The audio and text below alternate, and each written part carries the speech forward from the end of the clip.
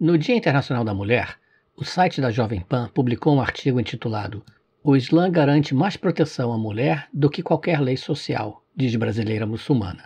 Este artigo foi escrito pela jornalista Bárbara Ligeiro, que é a repórter internacional da Jovem Pan News, e continha declarações de 4 muçulmanas brasileiras. Eu fiquei curioso. Eu queria saber de que universo elas estavam falando. Não é o nosso universo, e nem o planeta Terra. O subtítulo do artigo diz: "Fiéis muçulmanas relatam desafios e preconceito contra as mulheres no Islã". Tá certo. Realmente as mulheres no Islã sofrem tremendo preconceito e têm muitos desafios. E o subtítulo continua: "E defendem que a equidade de gênero está alinhada com os ensinamentos do Alcorão".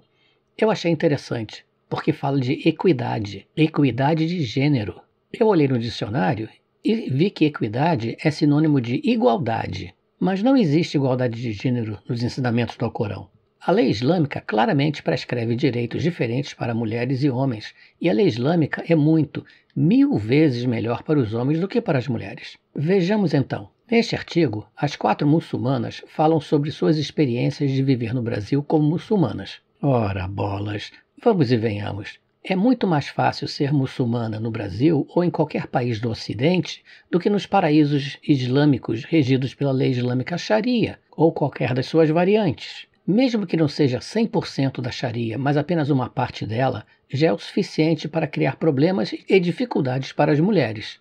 Usar o véu islâmico aqui no Brasil ou em qualquer país ocidental, sem problemas, isso vai até ser celebrado. Mas vá você tirar o véu islâmico em qualquer país muçulmano para ver o que é bom para a tosse. Será que essas meninas leram mesmo o Alcorão? Será que elas nunca se deram o trabalho de verificar o que efetivamente a lei islâmica Sharia prescreve para as mulheres e como os direitos das mulheres são tão diferentes dos direitos dos homens? Isso facilitaria bastante e evitaria saírem por aí falando besteira. Direitos diferentes significa o oposto de igualdade de gênero. Igualdade de gênero significa direitos iguais. Qual a dificuldade em compreender isso? Antes de comentar sobre o que as jovens muçulmanas dizem no artigo, eu gostaria de dizer, para quem assiste este vídeo, que eu possuo no meu blog bastante material sobre o que a lei islâmica Sharia prescreve e exemplos da sua aplicação nos dias de hoje. Logo no índice de conteúdo do blog, você vai encontrar um artigo que resume o que não presta na lei islâmica, com o título sugestivo de Lei Islâmica, resumo do que não presta. Logo abaixo, você encontra um resumo dos direitos das mulheres sob o islamismo. É estarrecedor e não tem nada de equidade de gênero. E exemplos da aplicação destes direitos vêm sendo compilados com incidentes não apenas nos países de maioria muçulmana, mas cada vez mais na Europa, Canadá, Estados Unidos e Austrália. Você também irá encontrar um artigo intitulado "Propaganda Islâmica mente sobre os direitos das mulheres sob o Islã", onde argumentos apresentados por apologistas islâmicos de que o islamismo é feminista são desbaratados. Bastaria lê-lo para jogar no lixo este artigo da Jovem Pan. Uma das principais confusões que as jovens muçulmanas fazem no artigo é o de confundir muçulmano com islamismo. O que muçulmanos fazem, de bom ou de ruim, não define o islamismo. O que define o islamismo são os dizeres de Maomé, como registrados no Alcorão, e seus dizeres e feitos registrados nos hadices, a coleção de tradições de Maomé, e na Sira, a biografia de Maomé. O que define o islamismo é o que Maomé fez dependendo da situação. Em geral, quando em minoria, como quando Maomé pregava em Meca, se mostrar tolerante e oprimido. Quando em maioria, como quando Maomé vivia em Medina, impor o islamismo de qualquer modo, inclusive usando da violência. Quer saber como o islamismo funciona? Olhe os países de maioria muçulmana. Quanto ao artigo, ele é recheado de afirmações aleatórias, falsas ou sem evidência que as apoie. Por exemplo, a muçulmana A diz em certa parte que, abre aspas, a mulher que usa o véu no Brasil também está enfrentando preconceito, fecha aspas. Que preconceito? Quais os dados que validam isso? As mulheres que não querem usar o véu nos países islâmicos sofrem menos ou mais preconceitos? Aliás, os fatos mostram que as mulheres que não querem usar o véu nos países islâmicos sofrem violência do Estado, do governo, sofrendo retaliação que pode até envolver prisão. Visitem o site My Stealth Freedom, por exemplo, para ver o que acontece no Irã. E no Ocidente, isso acontece também, mas, neste caso, como violência da família, como recentemente no Canadá, quando um pai muçulmano ameaçava suas filhas que as mataria se elas não usassem o véu. E por que isso?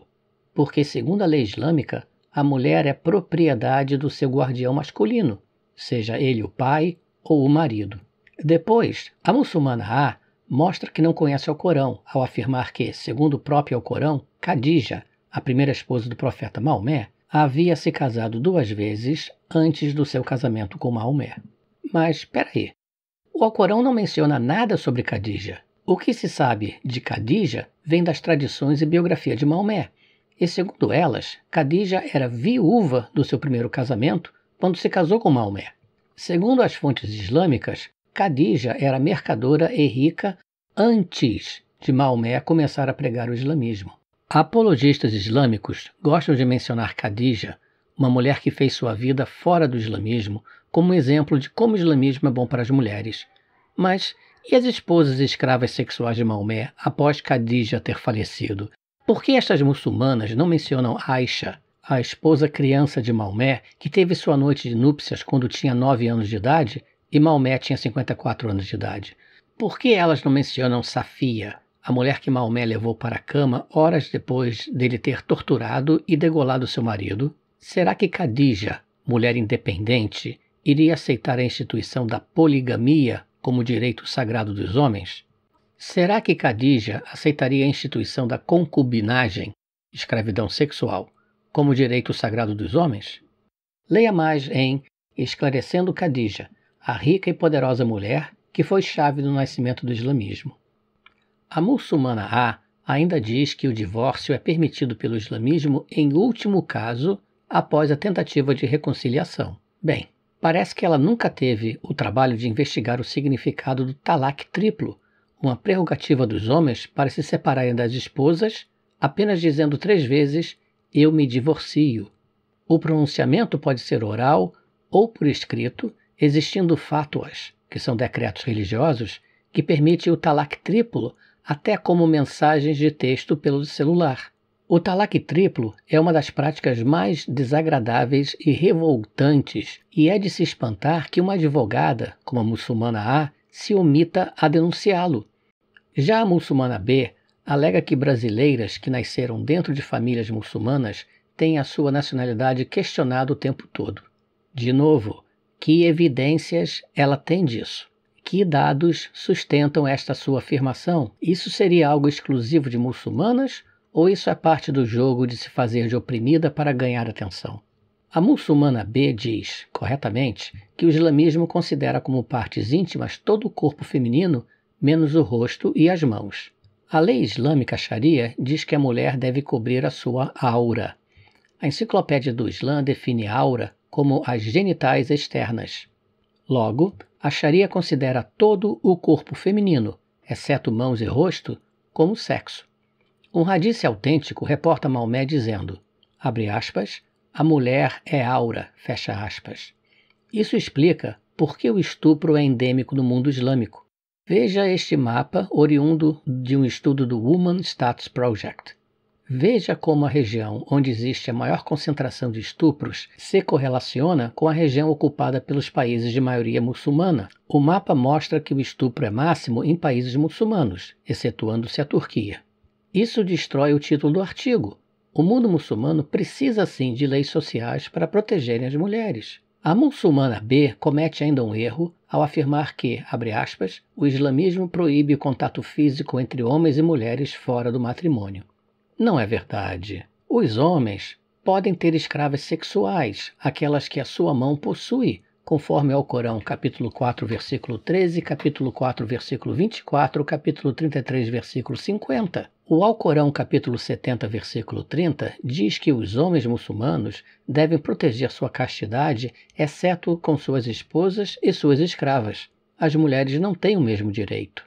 Outro erro é afirmar que, abre aspas, casamentos arranjados contra a vontade dos noivos ainda acontecem, é claro, mas isso não está relacionado com o Islã, e sim com a época, o lugar e a cultura dessas pessoas, fecha aspas. Como também está errado esta sua afirmação, abre aspas. Para os muçulmanos, é um pecado grave impor o casamento tanto à mulher quanto ao homem, fecha aspas. Na verdade, a lei islâmica Sharia é clara ao afirmar que a permissão para se casar vem do guardião. Veja o que diz a lei islâmica M3.13. O único guardião que pode impor a sua guarda a se casar é o pai de uma noiva virgem ou o pai do seu pai. Impor significa casá-la com um partido apropriado sem o seu consentimento. A muçulmana B afirma que, abre aspas, o islamismo não proíbe as mulheres de trabalhar fora de casa, fecha aspas. Ela está errada. Segundo a lei islâmica, M10.4, o marido pode proibir sua esposa de sair de casa, por causa de um hadith revelado por Baihaqi, que o profeta disse, abre aspas, não é admissível que uma mulher que acredita em Alá e no último dia permita que alguém entre na casa de seu marido se ele se opõe, ou de sair dela se ele for avesso, fecha aspas. Ou seja, para sair de casa só com permissão do marido, para qualquer coisa, mesmo para estudar ou trabalhar. A muçulmana B também afirma que, abre aspas, o islamismo prega que o prazer sexual feminino é um direito da mulher, fecha aspas. Ela se esqueceu de dizer que Maomé disse que a mulher deve satisfazer o seu marido a qualquer hora, mesmo que ela não deseje, motivo pelo qual, no islamismo, não existe estupro dentro de um casamento. A muçulmana B diz, abre aspas, muita gente acha que as mulheres muçulmanas não podem estudar, fecha aspas. Sim, isso é verdade. Muitas delas são proibidas pelo seu marido, conforme a lei islâmica M10.4 que nós vimos anteriormente. Já a muçulmana C quer segregar seu filho da cultura brasileira. Ela diz que o seu filho não pode participar de celebrações como festas juninas e Halloween. Por quê? Será que ela deseja criar uma sociedade paralela? Essa seria uma pergunta importante que a jornalista poderia ter feito. E vem da muçulmana C a pérola que fez o título do artigo. Ela afirmou que, abre aspas, muita gente acha que a minha religião é machista, mas na verdade ela garante mais proteções à mulher do que qualquer lei social, fecha aspas. Ah não, muçulmana C. Explique-nos então o seguinte. Alcorão capítulo 4, versículo 34. O marido pode bater na esposa. A mulher não tem o mesmo direito. Alcorão capítulo 4, versículo 3. O homem pode ter 4 esposas e escravas sexuais. A mulher não tem o mesmo direito. Alcorão capítulo 24, versículos de 11 a 20. Se a mulher for estuprada, ela precisa do testemunho de 4 homens, que, abre aspas, tenham visto a cabeça do pênis penetrar a vagina, fecha aspas, segundo esta explicação explícita da lei islâmica. Alcorão, capítulo 2, versículo 282. O testemunho da mulher vale a metade do testemunho do homem. Alcorão, capítulo 4, versículo 11 e capítulo 4, versículo 176. Direito de herança. A herança do homem deve ser 2 vezes a herança da mulher. Você tem certeza de que você não quer nenhuma lei social para proteger as suas irmãs muçulmanas que moram no mundo islâmico? Afinal, nem todas têm a sorte de morarem em um país ocidental, como você morando no Brasil. Não? Ah, entendi, claro. Você é muçulmana e deve se submeter aos supostos ensinamentos e feitos de um senhor da guerra do século VII, de uma parte esquecida do deserto escaldante da Península Arábica. E, finalmente, a muçulmana D segue a mesma toada da muçulmana C, dizendo que todos os problemas, tipo as burcas que cobrem até os olhos, as mutilações genitais, os casamentos infantis arranjados e a violência sexual, recorrentes em alguns países islâmicos, não passam de uma visão bastante ocidentalizada. Segundo ela, tudo isso é decorrência de interpretações errôneas da religião. Ela culpa muçulmanos que manipulam a mensagem do Islã para reprimir as mulheres. Mas, segundo ela, a mensagem é tão pura e simples que não existe no Alcorão respaldo para nenhum tipo de violência. Mas a que muçulmanos essa muçulmana D se refere? A Maomé, cujos ensinamentos, dizeres e feitos moldaram o islamismo? Ou Hanafi, Hanbali, Shafi e Maliki, os pais das 4 escolas de jurisprudência islâmica seguidas pelo mundo sunita, que corresponde a 90% dos muçulmanos do mundo? Foram eles que codificaram os ensinamentos, dizeres e feitos de Maomé. Será que a muçulmana D está dizendo que o que Maomé ensinou, disse e fez é errado? Isso a tornaria uma apóstata, um crime punível com a sua morte, conforme dito no Alcorão, capítulo 4, versículo 89. Ué, mas ela não disse que não existe respaldo para nenhum tipo de violência no Alcorão? Aí está um, muçulmana D. Além disso, existem outros 164 versos que ordenam a morte daqueles que rejeitam Alá. São os 164 versos da Jihad. Será que a muçulmana D, tão culta, não sabe disso? Só um adendo.